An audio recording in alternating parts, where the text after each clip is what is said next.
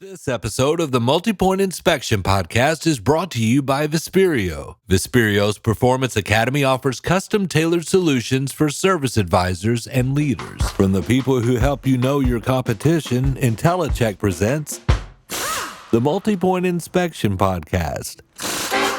The Multi-Point Inspection Podcast brings you news and stories from the automotive world told in an informative and entertaining way.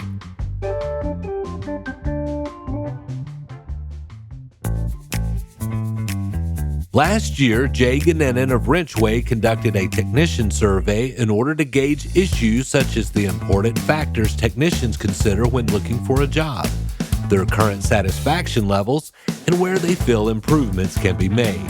And this year, WrenchWay teamed up with ASC for the 2025 Voice of Technician survey, using a larger sample size, which in turn should lead to an even better understanding of where technicians in the industry stand.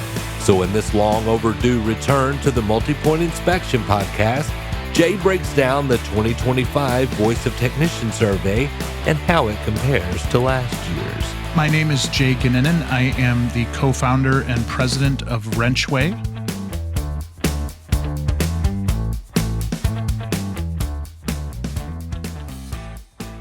Jay has been the leading voice in fighting the technician shortage crisis, but for those of you who might not be familiar with him, I asked him to go into his background and how WrenchWay came to be.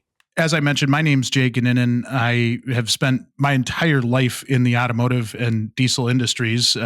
Grew up in a small independent shop up in Wisconsin, spent a lot of my early career working in corporate America and still working with dealerships at that point as more of a rep. From there, went and ran parts and service departments for a dealership here in Wisconsin. And all of that time had an issue trying to find technicians. And I always remembered when I was a kid, my dad had told me, I can't find a wrench anywhere. And he was talking about technicians. So started a company kind of on a play of words of his, where we started Find a Wrench in 2017.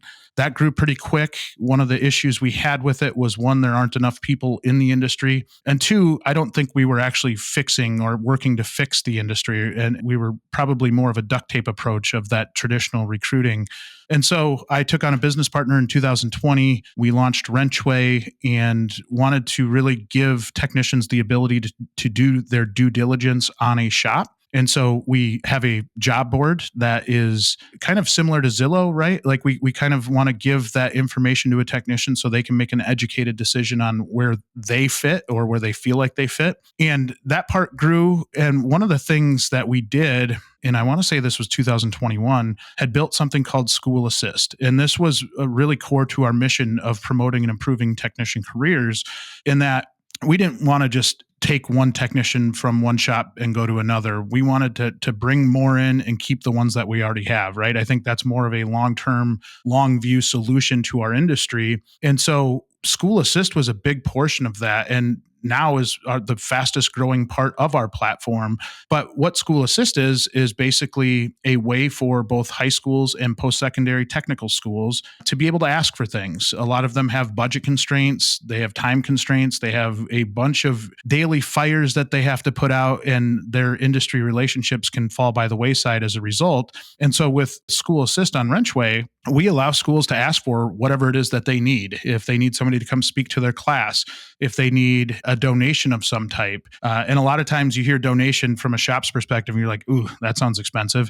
But a lot of times it's that small tool or consumables like towels, shop towels that they need. And a lot of times those consumables are coming out of the instructor's pocket. So we figured, why wouldn't industry want to step up and help make these programs bigger and better so that we're putting more technicians into the industry? And that's just taken off.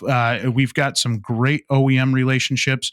We actually just partnered with ASE to co-brand and really truly partner with ASE to offer School Assist. They're moving a lot of their Adopt a School piece of ASE over to WrenchWay School Assist.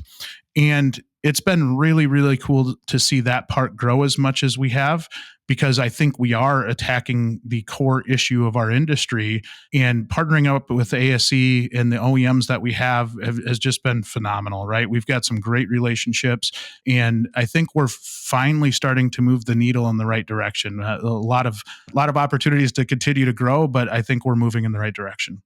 And speaking of ASC, Jay partnered with them for this year's Voice of Technician survey. Second one we've done. Yes, it was first year that we've done it arm in arm with ASE. The whole ASE relationship has been an interesting one because Dave Johnson, their CEO, has become a really, really good friend of mine. George Arentz, he's a VP on the Education Foundation side, has been a longtime friend of mine, and we've done a lot of content together. But as we went through and started to formalize our partnership, that was one of the areas that they saw where they said, hey, you know what? We love what you guys are doing, and we think we can expand your reach. We think we can bring value to it. And so we linked up, and with the survey, did it jointly. So we released the survey. Last year, I think we had about 800 respondents to it. This year, we had nearly 5,000, and a pretty good number of them were ASE certified technicians, right? Which is really, really cool to see. I think as you dig in through the data, the interesting part has been, even at the smaller scale, some of that stuff translated to when we had the bigger scale of an audience for the survey. Then there were some things that, I think were different, and maybe the masses voted a little differently than we did a year ago. One of the primary concerns that we saw was that we still have a lot of detractors, right? We still have a lot of people that are in the industry and not overly happy with the industry. And I think you don't want to, whenever you do a big survey like this, you don't want to go out and just paint a negative narrative around the industry, right? Because that's what we're trying to get around. We're not trying to kind of push some of that negative talk that you see on social media, right? Because oftentimes those negative people will far outshine the positive people. And so at some level, as we're going through this, you become a little frustrated, right? Because you see all of the good people doing all the good things in the industry. In a lot of ways, I see some of these dealerships that are just killing it in terms of taking care of their employees. And then I see the opposite side too, right? Where I see some that aren't, and they aren't doing a good job. And maybe they say they want to do a lot of this stuff, but they don't actually do the stuff. And I think that's what's reflected in the survey, right? Is that there are some things that are concerning that we need to reverse course on. We need to make progress the other way. Otherwise, we're just going to chase our tail for the remainder of our careers. And I don't know that anybody really truly wants to do that. So you look at the data, and we can talk through any of the data, but that's one of the overarching things that I saw was that I'm still very, very concerned about our industry. I'm still very concerned that we're not making enough progress to take care of our really, really talented people in our shops. So having more respondents this year to the survey, it must help with having a finger on the pulse of what technicians are thinking, right? Yeah, I think anytime you get more input from industry, you're going to get better. And I give our marketing team, Sarah Wilson in particular, a lot of credit for really diving into the data and cleaning it up, right? Because you can get a lot of garbage data in any survey, and she's phenomenal at being able to really dig in and see who's actually a technician. There's a lot of people that just took it just to see what it was, right? So we had to get some of that garbage out of there. There are a lot of managers that took it, and we did a webinar yesterday where we talked about the results. And that was one of the things we openly talked about, was that I think we need to do the management side of this as well, right? We need to hear from the other side and kind of see where we can connect the pieces and connect the dots a little bit. But there were a fair amount of managers that took it. And honestly, there were a ton of teachers that took it, and automotive teachers and diesel teachers, collision teachers that took the survey. And a lot of times we always talk about the voice of technician within WrenchWay.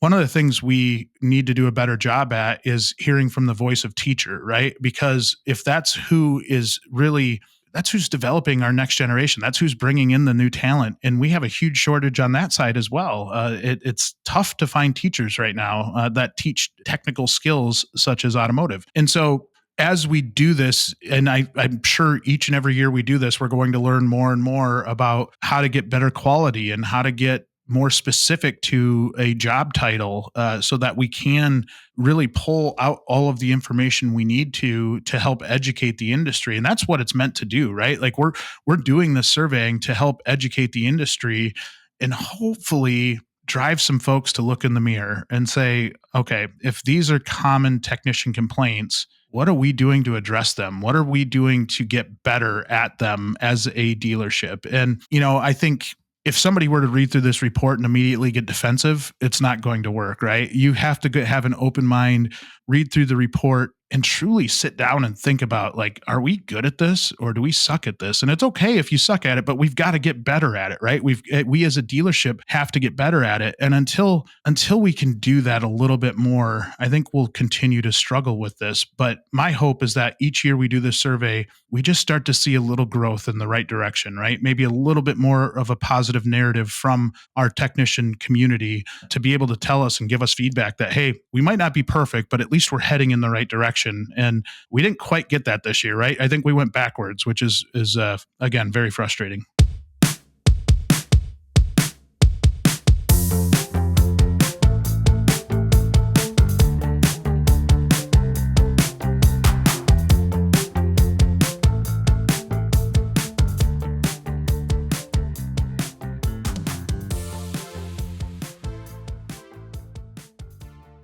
So what is the breakdown of who took the survey?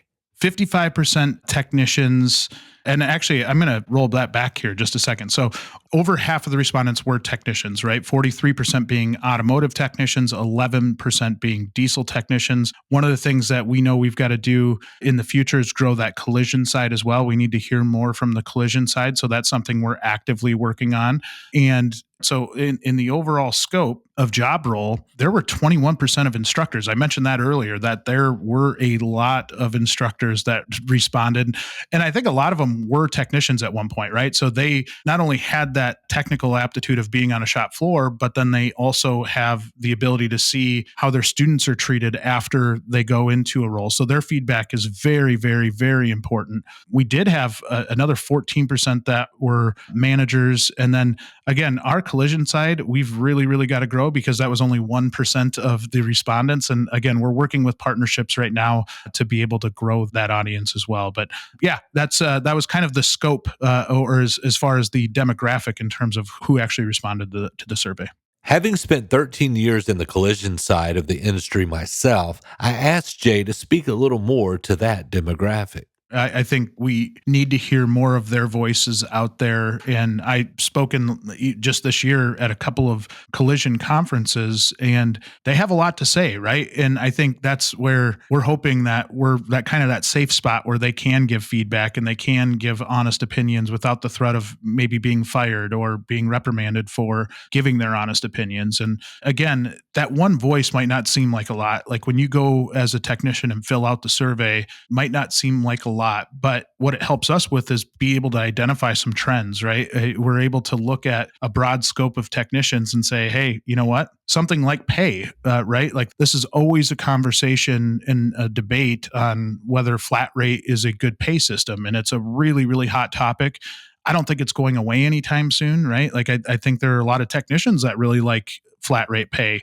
There's some that absolutely hate it. And that has driven some of those folks out of the industry. So, I think, again, that's another opportunity for us to dive a little bit deeper. And, is it a certain type of flat rate pay? Because I think a lot of times we'll say flat rate and that's all encompassing, but there's so many different types of flat rate pay systems that there's some that really, really take care of their people well and still give them the ceiling to make a big income. But then there are some where it feels like maybe the shop is trying to make sure that their best interests are taken care of first. And of course, as a business, you need to do that. You need to make sure that you're a profitable business. Otherwise, you can't afford to pay anybody anything, right? So even from that side, I've encouraged so many shops to have open and honest conversations with their team to figure out, how do you get beyond that surface level? Are you really happy with this pay system, or are you just telling me that you're happy with it because you don't want to get in trouble? And really being open to feedback and hopefully maybe altering some of your pay plans to make sure that it's fair for everybody.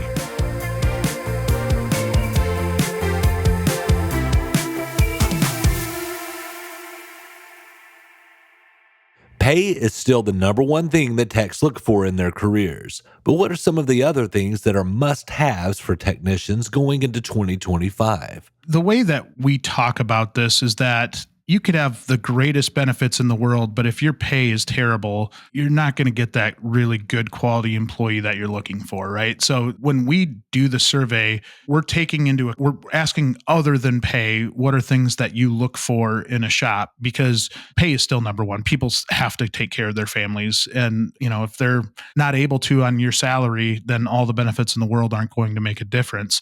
Now, with that being said, assuming that you have fair pay within your shop, the top four are very interesting to me in terms of the must-haves in a shop. Number one is proper equipment in the shop. In our webinar yesterday, we talked about that. And it might not be just buying that new piece of equipment that you need. It might be fixing what you've already got. It might be making sure that everything's updated, that kind of thing, because really good technicians get frustrated by that. We heard that in the survey. It came clear and loud across that was the most important thing. The next couple things were paid vacation, retirement fund.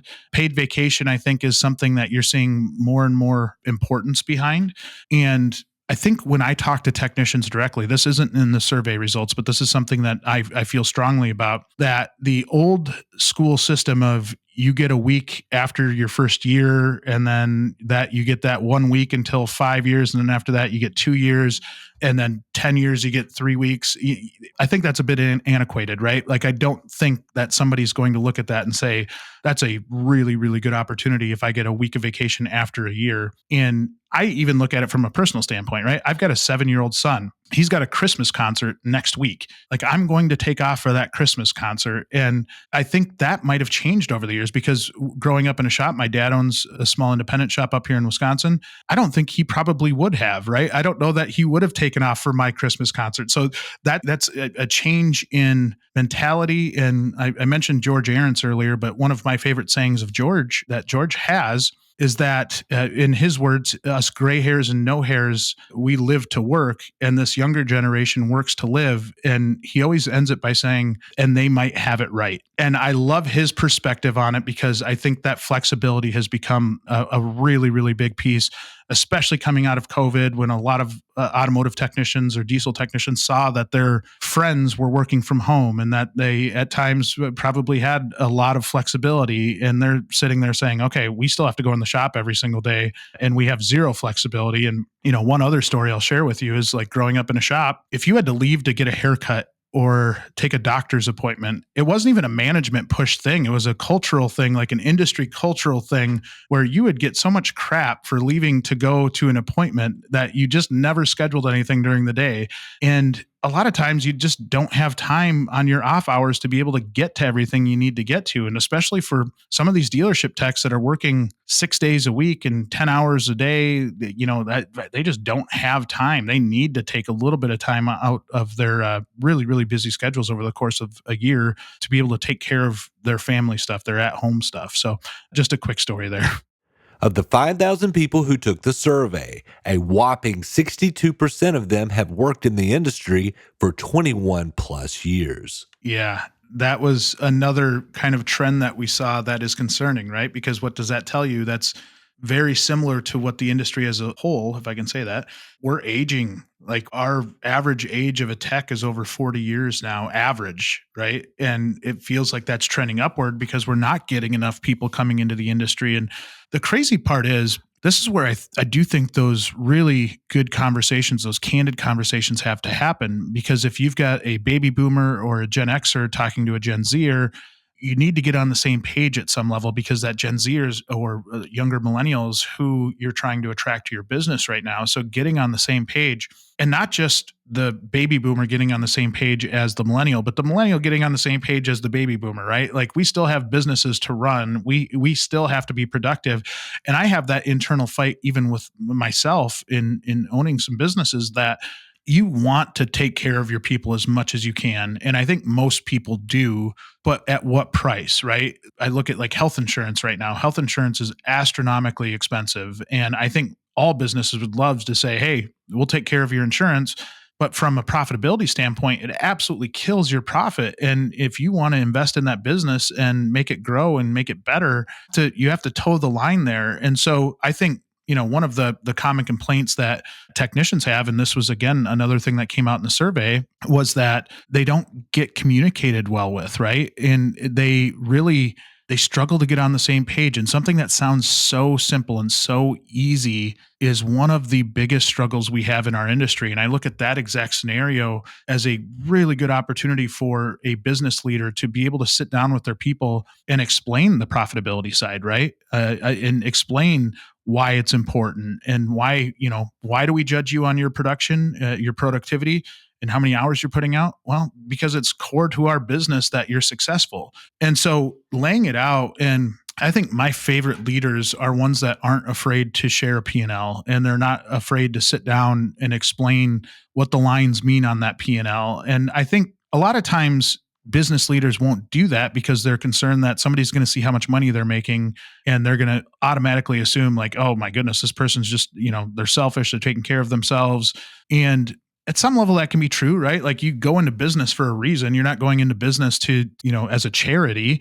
But if you sit down and you walk through that P&L and say, hey, listen, if we're successful, you're successful with me. And here's what that looks like. And, that goes down to having a career plan for somebody. Hey, are you just trying to stick me in the back bay as a tech for the rest of my life? And maybe that tech wants to do that. Fine. But at least have the conversation and then help educate them on the business because that helps open up so much communication. It's not like you're holding your cards close to your vest anymore. You're having really honest conversations with people. And I think a lot of technicians would be surprised at how little some of these shops net, right? Like there's some that do a really, really good job, but I think a lot of them, because we haven't trained them well enough, they look at their hourly rate of what they get paid versus the door rate of the shop. And there's this big difference in between. And they don't truly understand all of the overhead that goes into running a good shop. It is not cheap to run a shop. And so again, that's where that transparency and that communication comes in, and being honest about it. And even being honest about, as an owner, you want to make money. That's why you're doing it. You're not doing it just because you love coming in every day. Maybe you are, but like for the most part, I think people want to improve their personal situations. They want to get in a better spot. And the more we can maybe stop hiding behind that and just say, hey, lay out the cards. Here's everything in a candid fashion. I think you just build so much more trust that way.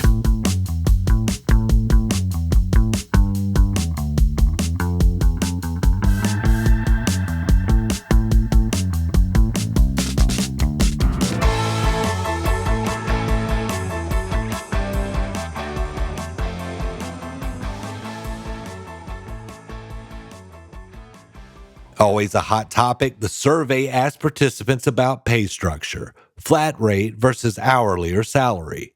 And Jay says that he sees valid points on both sides of the argument. That is where I think flat rate for a technician does make a lot of sense, right? Because it is, you're controlling what you're getting, you're controlling your output, you're controlling, so much more. I think where people with flat rate kind of freak out is that you go through a week where the shop's slow. You don't have a lot of ability to control that, other than maybe you did some really good inspections where others don't. And you've got a service advisor that properly communicates that. But there are times where you're a good technician with a bad service advisor and you're handcuffed. You don't have any control over that. And I think that, along with maybe not having the floor of a guarantee, is what really, really is concerning to people. Because if I have to go home to my spouse and say, hey, this week we just didn't have any work, I don't know if we're going to be able to afford groceries this week. Like, that's what everybody's terrified about, right? Like the downside of it is so drastic that it kind of overshadows the upside, which there's a lot of upside if they handle it right. But that's where those honest conversations come in as an industry. We've tried to have a lot of those conversations through WrenchWay, where we basically say we get both sides. Like, we understand why a dealership wants to pay flat rate, or any shop wants to pay flat rate. We also understand the technician side of very concerned about their own personal well-being. And the more we can have those good, transparent conversations, I think the closer we get to getting on common ground and maybe changing some of the perception that we see in our survey results. In the survey, the respondents in favor of flat rate was down from the previous year. So I asked Jay if that surprised him or if he saw that coming. I think I saw it coming. I think it was, even with that question, it's a little bit of low hanging fruit because we almost know the response ahead of time on that question specifically, where you're going to get a negative narrative around flat rate. And a lot of times it's hard for me, right? And that's the one where you're like, okay, let's have some more open conversations about it. Like, what are the concerns of the ownership? What are the concerns of the technicians? What are the concerns of everybody involved? Because then we can actually talk about how we make it good for everybody. And so, yes, I wasn't surprised with that one, that traditional flat rate went down. I was surprised, and this we talked about in the webinar as well, that hourly or salary went above hourly with production bonus. And so when we looked at that, a year ago, hourly with production bonus was the leader in the clubhouse, but there were some assumptions that were made. And I think in looking at it, I think when a technician looks at this, they say, okay, hourly with production bonus means that my hourly rate is going to be lower. I'm going to get paid less up front. And that might be more of that floor that I'm talking about with flat rate that people are looking for. Whereas the hourly or salary, they just know what they're going to take home every week. Like, it's going to be the same every week unless they work overtime, right? And so, in some ways, I wasn't surprised by that. I was surprised by the flip flop there, because that's telling me that a lot of technicians are more concerned with the floor than they are the ceiling, right? And so that is something that did stick out. Traditional flat rate was actually up a little bit versus flat rate with a guarantee, which also kind of surprised me. With automotive technicians, 21% said that they wanted traditional flat rate. 22% said flat rate with a guarantee. So as we're digging into this data, the more and more I want to reach out and talk to some technicians to get their thinking behind that, because that's almost saying the opposite, where they're not as concerned with the floor as the ceiling. And so then traditional flat rate actually went up versus flat rate with a guarantee.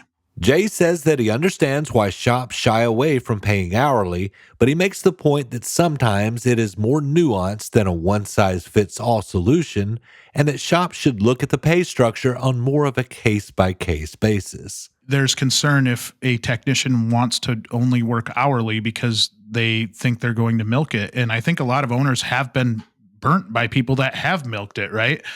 And so I think some of it comes down to experience of those shop owners over the years and saying, yeah, you know what? I don't want those lazy people coming in and just milking the clock. But they might be discounting that there's some really, really talented people that just, maybe they're that 50-year-old technician out there that's worked on flat rate their entire life, and they just want a nice steady income. Or maybe it's a diagnostician, somebody that's really good at diagnosing cars, that gets kind of screwed over on flat rate because it takes them longer. And again, I think I've seen shops really do a good job. A lot of shops do a really good job of adapting to that and making sure that they're taking care of their best, because for a long time with traditional flat rate, that B-level technician made a much better living than the A-level technician, because they could just knock out repetitive work over and over and over again, where an A-tech is doing a lot of advanced diagnostics, and a lot of times it's really hard to get paid for those advanced diagnostics in that time. So I think as an industry, we've gotten a little bit better at getting compensated for the time we're actually doing, or that we're putting on a vehicle. But then also I think we've maybe shifted some of our pay, the ways we pay that really advanced person, to be able to make sure we're taking care of them.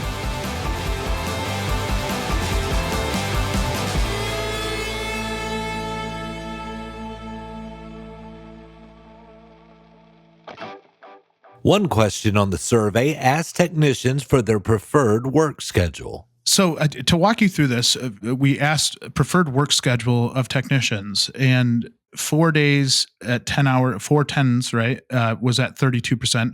5 8-hour days was at 32%. So the exact same percentage for both. And the one that I think is so interesting is that 27% of technicians said they'll work as many hours as they can. And so for those shops that are out there that are saying, just can't find anybody to wants to work, we had a quarter of our audience of technicians say they want to work as many hours as they possibly can. So that tells you that there's some motivation out there. That tells you that maybe that flat rate crowd really, really loves that, right? Like if they could work a bunch of hours and put out a bunch of time, they can make really, really good money. And there are so many examples now where maybe we didn't have it 10 years ago of technicians making a killing, right? Like they're doing very, very well for themselves. And so I do think we have so many more stories around that, but that also gives them the incentive to want to work more hours. So again, it's one of those, if you're an owner, you kind of put that in the pro bucket because you're like, okay, like you get those motivated people that want to put out a bunch of hours. It's going to make us more profitable as a company. Great. Let's get them to work as many hours as they can. And so I think even that is something, as you look at it, you could really dissect and start to understand how many of those, as many hours as I can work, were flat rate technicians versus hourly technicians, right? Because that's something we don't currently know and would be fascinating to see. Another item on the survey is commute time. So the way we asked the question was the max commute that you would be willing to travel for the right job. And so we try to explain that one out a little bit more because we had 48% say 30 to 59 minutes. So they're willing to drive up to an hour for the right opportunity. And so it wasn't that that's what they want. They don't want to drive an hour, but that they'd be willing to for the right opportunity. And so there were some, even that one was kind of crazy because there were 2% that said they'd be willing to drive 90 plus minutes over. So I think when you look at that, I've talked to several technicians in like the San Francisco area where it's so expensive to live that they just simply can't live there. And so I had talked to a technician at one point that was traveling like 2.5 hours from Oregon to go to San Francisco on a train to work both ways, right? And so 5 hours out of your day, but he was making so much money in San Francisco relative to where he was at that it made sense for him and his family. So, I think, again, it's different strokes for different folks. Some people like the drive, some people hate the drive. I go back and forth myself, right? Like our office is a half an hour away from where I live at. And some days it's really nice to sit back and relax. Other days it sucks. So how many technicians are satisfied with their current employer? Technician satisfaction with current employer. I think this one, again, has some things that are pretty alarming.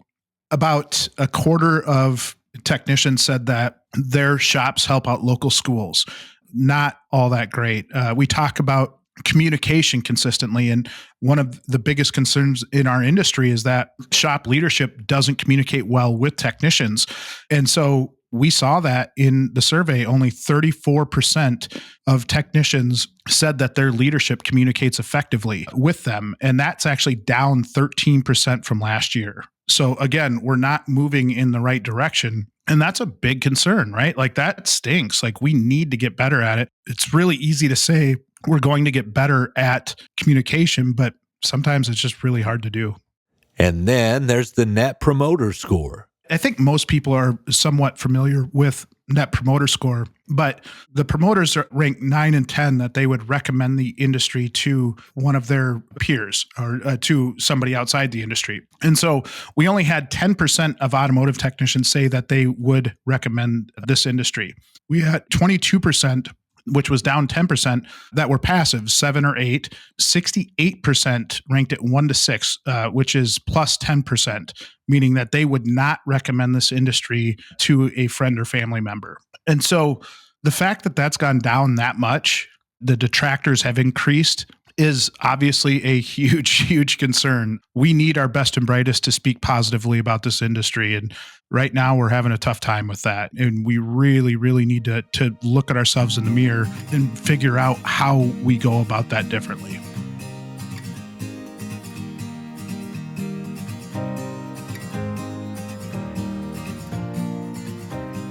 For parting thoughts, I think I'd love for everybody to truly read through the survey, read through the data, understand what it says. Some of the graphs are a little harder to read, but if you take the time to truly understand what it says and then look in the mirror from your shop's perspective to see how you do, how good are you at those things? And if you're being honest, there's probably a lot of opportunities for improvement. Use those in your management conversations. Use those in your communication with your technicians. Use them anywhere you can, but just understand the data and use it to improve your operation. I'd like to thank Jay Goninen from WrenchWay for this most insightful discussion.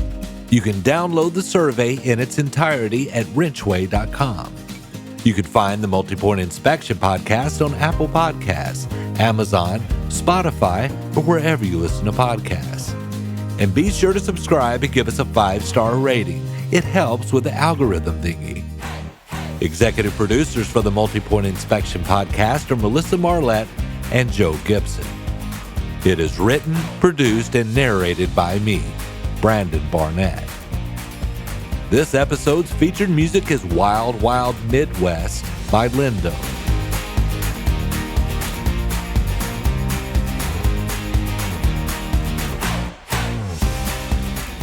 And check out the full uncut interview on InteliChek's YouTube channel, where we go deeper into the generational divide in the fixed ops department.